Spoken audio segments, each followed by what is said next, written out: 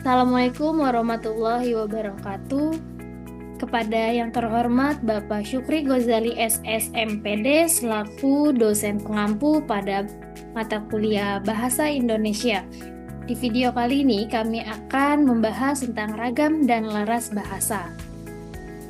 Sebelumnya izinkan kami untuk memperkenalkan diri. Kami dari kelompok 2 dari kelas 637A25 yang beranggotakan Angelika Putri Yasmin Ismawarni dengan NIM 632200095, Hoirunisa Putri dengan NIM 632200288, dan saya sendiri Mutia Rahmasari dengan NIM 632200750. Pada yang pertama yaitu ada ragam bahasa. Ragam bahasa adalah variasi atau bentuk berbeda dari suatu bahasa yang muncul karena perbedaan situasi, media, topik, dan penutur dalam penggunaannya. Menurut KBBI, ragam bahasa berarti variasi bahasa yang dibedakan berdasarkan pemakaiannya, topik yang dibicarakan, hubungan antara pembicara dan lawan bicara, medium yang digunakan. Selanjutnya ada jenis dialek. Jenis dialek tersendiri terbagi menjadi 5. Yang pertama, dialek regional digunakan di daerah tertentu. Yang kedua ada dialek sosial, yaitu menandakan kelompok atau strata sosial.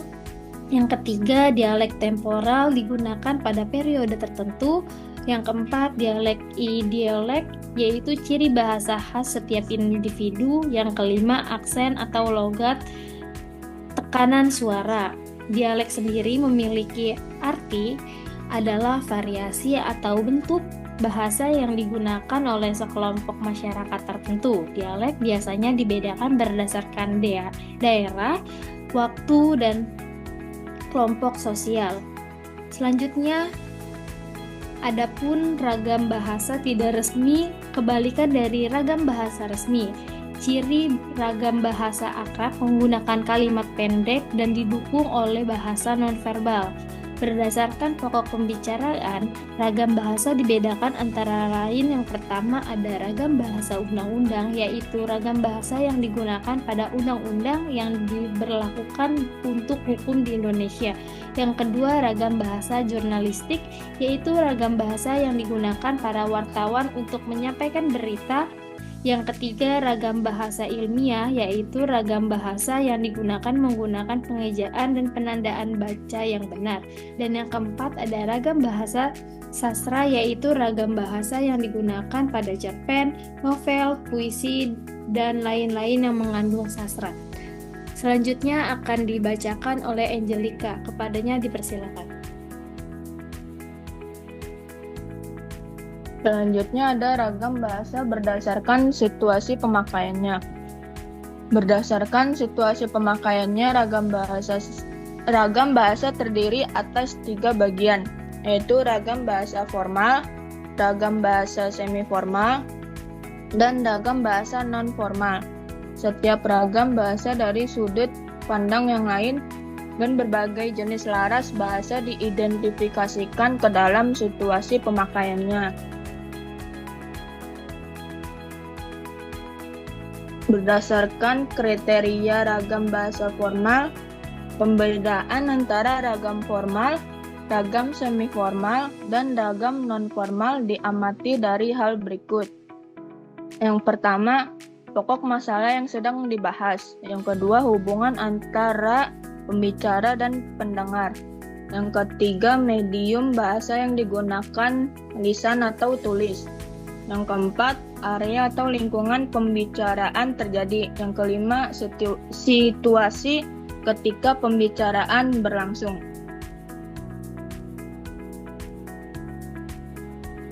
Selanjutnya ada ragam bahasa berdasarkan mediumnya. Ragam bahasa lisan. Ragam bahasa lisan adalah bahasa yang dilafalkan langsung oleh penuturnya kepada pendengar atau teman bicaranya. Yang kedua ada ragam bahasa tulis. Ragam bahasa tulis adalah ragam bahasa yang ditulis atau dicetak dengan memperhatikan penempatan tanda baca dan ejaan secara benar. Selanjutnya ada contoh ragam bahasa. Yang pertama, ragam formal dipakai dalam rapat, surat resmi, karya ilmiah. Yang kedua, ragam non-formal, dipakai saat berbicara dengan teman akrab. Yang ketiga, ragam tulis, dipakai dalam artikel, buku, atau dokumen. Yang keempat, ragam lisan, untuk percakapan sehari-hari. Selanjutnya akan dijelaskan oleh Khairun Nisa. Selanjutnya ada ragam baku dan tidak baku. Ragam baku merupakan ragam yang dilembagakan dan diakui sebagian besar warga masyarakat pemakainya sebagai bahasa resmi dan sebagai kerangka rujukan norma bahasa dalam penggunaannya.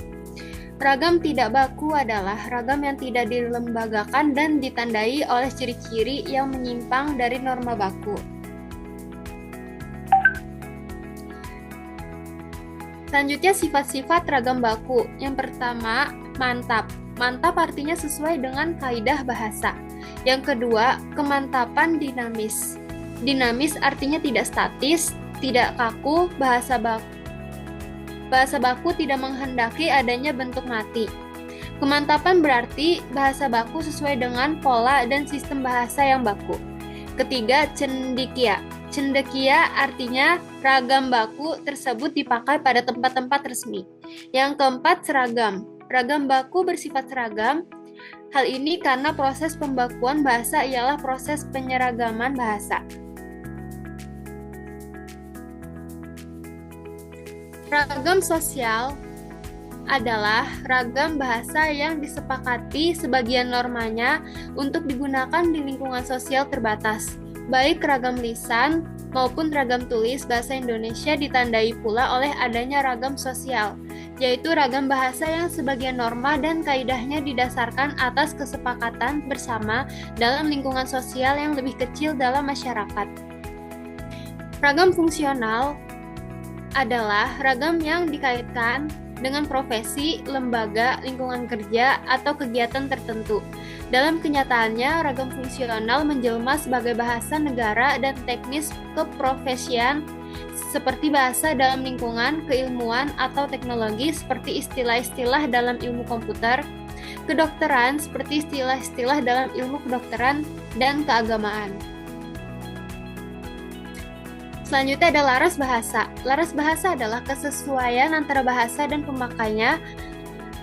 Dalam hal ini, laras bahasa mengenal iklan, laras ilmiah populer, laras fitur, laras komik, laras sastra yang masih dapat dibagi atas laras cerpen, laras puisi, laras novel, dan sebagainya.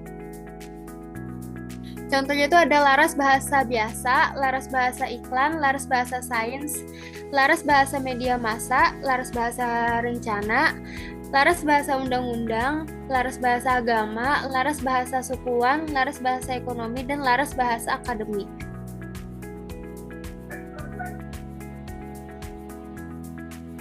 Baik, cukup sekian presentasi yang dapat kami sampaikan. Kurang lebihnya mohon maaf. Wassalamualaikum warahmatullahi wabarakatuh.